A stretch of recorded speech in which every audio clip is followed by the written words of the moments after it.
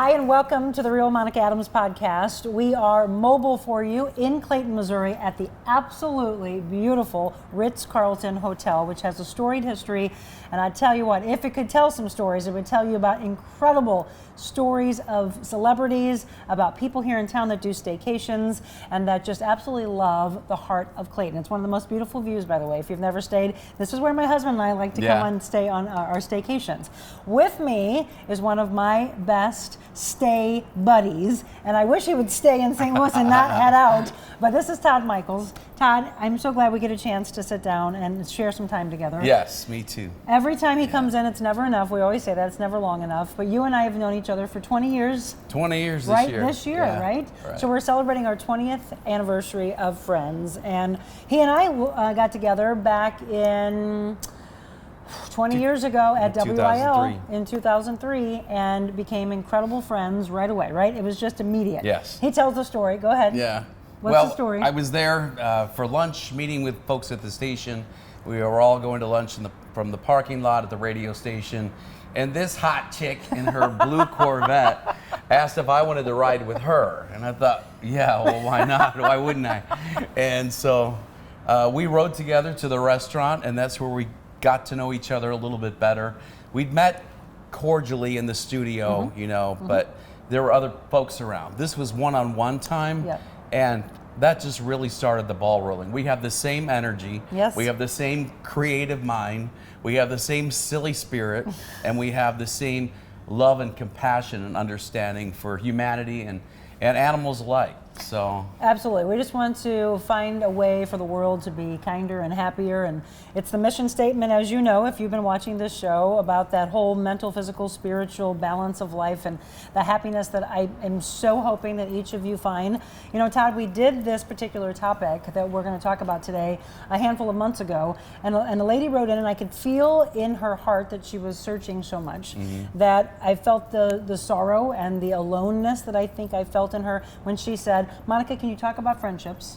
And more so, can you go a little bit more in depth about the fact that she feels that it's more difficult as an adult to make friends? And I said, I don't know, I don't see that. yeah, I disagree. You disagree too? Yeah, absolutely. But again, it's where she is in her life, and I said, well, then I think you're surrounding yourself around the wrong people, and you're spending too much energy on the wrong people. Yeah. And there's a whole path of people waiting for you. Right. You agree with that? Yeah, or maybe she's not getting out enough and have the opportunities to meet other people.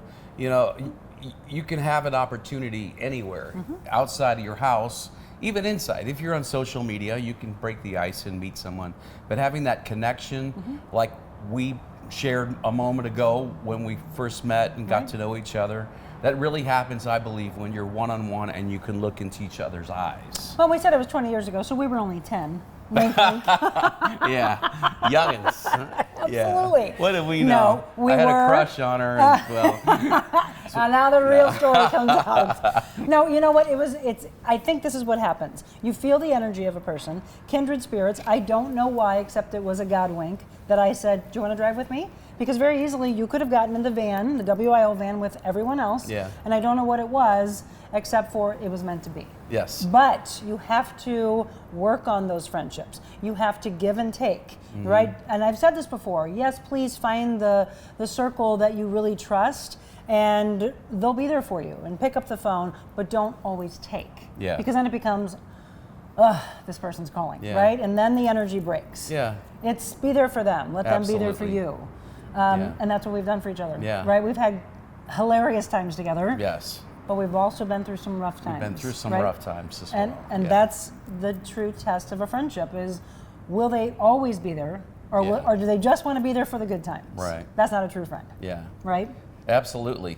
My mom, after my father died, she lived alone. She was still here in St. Louis. My brother and I had both moved away and lived elsewhere.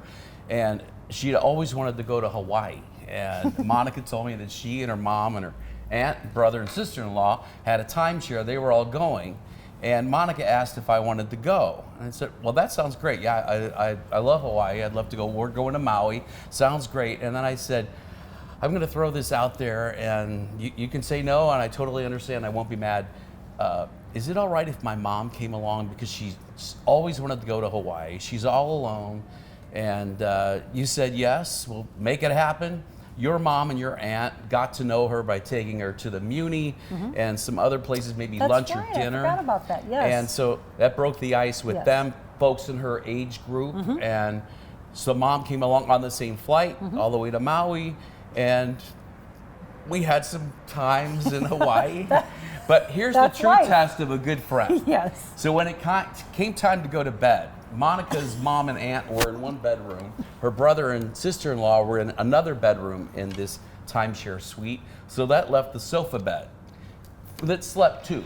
Well, Monica insisted that my mom and I sleep on it. Absolutely. And I said, no, you sleep on it with my mom, and I'll sleep on the floor. So, no, that still wasn't good enough for Monica. You know what she did? She goes out to the balcony, pulls a chase lounge in, put pillows and blankets on it, and that's where she slept. How long For were we 7 there? days. 7 nights in Hawaii. I needed massages. She slept on a chase lounge in the room while I slept with my mother in a sofa bed. Although I did like sleep with my feet at her head and her feet at my head. Yes, that's okay. Well, it was kind of weird. Well, I knew that, but I was like, no, you're our guest, and I don't want you sleeping on the floor. And yes, it was hilarious. And I remember, I wish I still had the video. I remember my mom and my aunt coming over and pushing cushions up against it like a baby so I wouldn't fall out of the crib. Yes, yeah. It was a good time. That was just one of many good times. Yeah. We had some fun times together. Now, the difference was Todd worked evenings at WIL. He was wound up at night. If you listened to him back then, what year was that? 2003 and 4. 3 and 4? Yeah. Yeah, so it was wound up. Yeah. Right? What was the positioning, the branding of it? Wound up, Todd Michaels, or wound up? Let's get wound up. You were wound up. The Todd Michaels show, and we were wound up. And I had a lot of listeners, if you were here and you were listening during that time, that just were dialed in. They were ready to have fun. They were ready for something different and bigger than life on the radio when they were in their car. And it really turned into like an army of listeners that I could depend on for my own energy because it's kind of like you. Pulled it in. It's you on the podcast.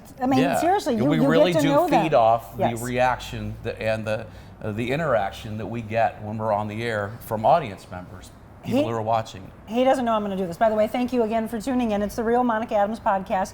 We are outside. I've been to the Ritz many times, but I have never been here. This is on the second floor, the solarium. Yeah. And so it overlooks that Carondelet Plaza area. So you need to come up here because it's absolutely The Ritz-Carlton in Clayton is celebrating its 33rd year this year. Yeah. Yes, congratulations we have to say them. a special hi to Christy Yes, Pink, Christy Pink, thank you so much. The director of marketing. What a great name, and she knows she's got a great name too.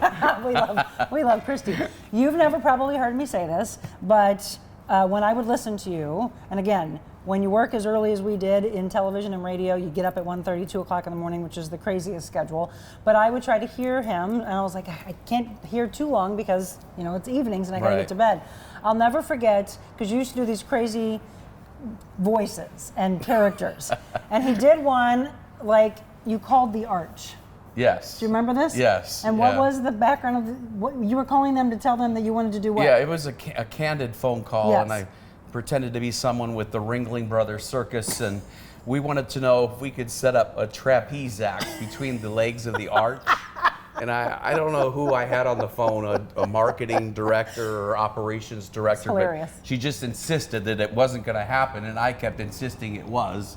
And, but we're coming here. We have elephants. Yeah, we had elephants, sound effects, and animals, and clown music going on in the background. So it sounded very believable to the listeners, but she still was adamant that we were not going to do it. I thought I was going to drive. I was driving. I thought I was going to drive off the road. I was laughing so hard. I'm like, this is one of his best. That will go down in the history of me cracking up so many times. But that was my favorite.